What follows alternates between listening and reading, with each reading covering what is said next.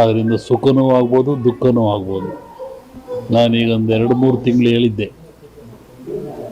ಹೊರದೇಶದಲ್ಲಿ ಮಳೆ ವಿಪರೀತ ಆಗ್ತದೆ, ರಾಷ್ಟ್ರಗಳು ಮುಳುಗ್ತವೆ, ಬಾಂಬ್ ಸ್ಫೋಟ ಇದೆ, ಜನಜಂಗುಳಿ ಆಗ್ತದೆ, ಜನ ಸಾಯ್ತಾರೆ, ಆಮೇಲೆ ಯುದ್ಧ ಭೀತಿ ಇದೆ, 1-2 ಜನ ಪ್ರಧಾನಿಗಳು ಸಾಯ್ತಾರೆ. ವಸತಿ ಎಲ್ಲ ಹೇಳಿದ್ದಲ್ಲ, ಅದೆಲ್ಲ ನಡೆದೋಯ್ತಲ್ಲ ಅಲ್ಲಿ, ಅದು ಇನ್ನೂ ಮುಂದುವರಿತದೆ ಅದರಲ್ಲಿ. ಹೀಗಾಗಿ ಈ ಒಂದು ಹೇಳಿದ್ದೆ ನಾನು, ದೊಡ್ಡ ದೊಡ್ಡ ಜನಗಳಿಗೆ ಆಘಾತ ಇದೆ ಅಂತ ಹೇಳಿದ್ದೆ ನಾನು. ಎಲ್ಲರೂ ನಡೀತಾ ಇದೆ, ಇನ್ನೂ ನಡೀತಾ ಇದೆ. ಆದ್ದರಿಂದ ಈ ಮನುಷ್ಯ ಯಾವಾಗ ಸಹನೆಯನ್ನು ಕಳ್ಕೊಳ್ತಾನೆ, ನೆಮ್ಮದಿಯನ್ನು ಕಳ್ಕೊಳ್ತಾನೆ, ಕೋಪಕ್ಕೆ ತುತ್ತಾಗ್ತಾನೆ, ಅವಘಡಗಳು ಅವನಿಗಿದ್ದೇ.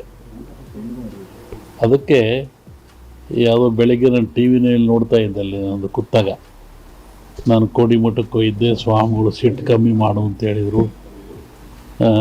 ಮತ್ತಿನ್ನೂ ಸ್ವತಃ ಕಮ್ಮಿ ಮಾಡಿದೆಯಾ ಅಂದರು. ಉಮಾಪತಿ ಅಂತ ಟಿ ವಿನೇನು ಹೇಳ್ತಿದ್ದ, ದರ್ಶನ್ಗೆ ಅವನು ಗಲಾಟೆ ಆಗಿತ್ತಲ್ಲ, ನೀನು ಒಳ್ಳೆಯ ತಂದೆ ತಾಯಿ ಮಾತು ಕೇಳು ಅಂತ ಹೇಳಿದರು. ಈಗ ನಾನು ಭಾಳ ಸಾಹುಕಾರ ಆಗಿದ್ದೀನಿ, ಅವನ ಜಗಳಕ್ಕೆ ಹೋಗ್ಬೇಕಾಯ್ತು, ಹೋಗಲಿಲ್ಲ ಅಂತಲೂ ಹೇಳ್ತಾ ಇದ್ದ ಟಿ ವಿನಲ್ಲಿ. ಹಾಗೆ ಮನುಷ್ಯನಿಗೆ ಕರೆಯದೇ ಬರುವವನು, ಬರೆಯದೇ ಓದುವನು, ಬರಿಗಾಲಲ್ಲಿ ನಡೆಯುವನು, ಕರೆಯದೇ ವಸ್ತ್ರದಾನ ಮಾಡಿದರು, ನಿಮಗೆಲ್ಲ ಸೇರಿಸಿದರು, ಪಾದ ಪೂಜೆ ಮಾಡಿದರು, ಗುರು ವಂದನೆ ಅಡ್ವೊಕೇಟು, ಆಧ್ಯಾತ್ಮಿಕವಾಗಿ ಅವನು ಸೇವೆ ಮಾಡಿದ. ಕರಿಬೇಕು, ಕರಿಬಾರ್ದು ಅಂತೇನಿಲ್ಲ. ಮತ್ತು ಕರೆದೇ ಬರೋನು ಯಾರು? ಕರೆಯದೇ ಬರುವವನ ಯಾರಪ್ಪ?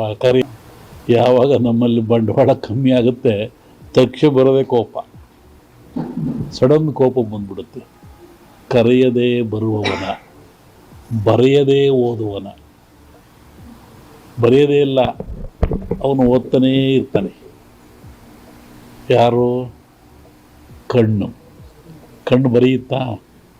ಅದು ಓದುತ್ತೆ. ಬರಿಗಾಲಲ್ಲಿ ನಡೆಯುವನ, ಬರಿಗಾಲಾಗ ಕಳ್ಳ ಆಗ್ಬಿಡ್ತಾನೆ, ಬಾಕಿ ಜಬ್ಲಕ್ಕೆ ಆಗೋದಲ್ಲ. ಮತ್ತು ಯಾರು ಬರಿಗಾಲ ನಡೆಯುವನು? ಮನಸ್ಸು. ಒಳಗೆ ಮನಸ್ಸಿದೆಯಲ್ಲ, ಎಲ್ಲಿಂದ ಎಲ್ಲಿಗೆ ಹೋಗ್ಬಿಡ್ತಿದ್ದು ಮನಸ್ಸು. ಈ ಮೂರನ್ನು ನಿಯಂತ್ರಣ ಇಟ್ಕೊಂಡ್ರೆ ಮನುಷ್ಯ ಜನ್ಮ ಹುಟ್ಟಿಕ್ಕೂ ಸಾರ್ಥಕ ಆಗ್ತದೆ.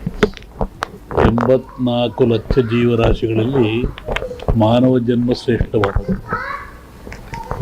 ನೀರಿನಲ್ಲಿ 21 ಲಕ್ಷ, ಗಾಳಿಯಲ್ಲಿ 21 ಲಕ್ಷ, ಭೂಮಿಯಲ್ಲಿ 21 ಲಕ್ಷ, 21 ಲಕ್ಷ, 84 ಲಕ್ಷಗಳಿಂದ ಈ ಆತ್ಮ ಅನ್ನೋದು ಬಂದದೆ.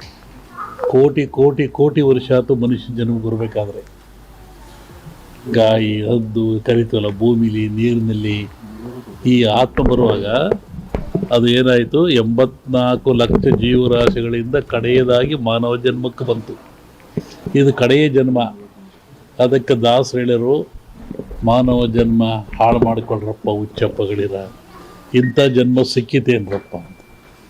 ಈ ಮಾನವ ಜನ್ಮಕ್ಕೆ ಬಂದಾಗ ಭಗವಂತ ಇಟ್ಟ, ಕೋಪ ಇಟ್ಟ, ಆಸೆ ಇಟ್ಟ, ದ್ವೇಷ ಇಟ್ಟ, ಅಸೂಯೆ ಇಟ್ಟ, ಸಂತೋಷ ಇಟ್ಟ. ಇವೆಲ್ಲವನ್ನು ಗೆದ್ದು ನಂತಕ್ಕೆ ಬಂದ. ಇವರಾಗೆಲ್ಲ ಸೋತ್ರೆ ಮತ್ತೆ ಹಿಂದಕ್ಕೋಗೋದೆ ಕೋಟ್ಯಾನುಗಟ್ಟಲೆ.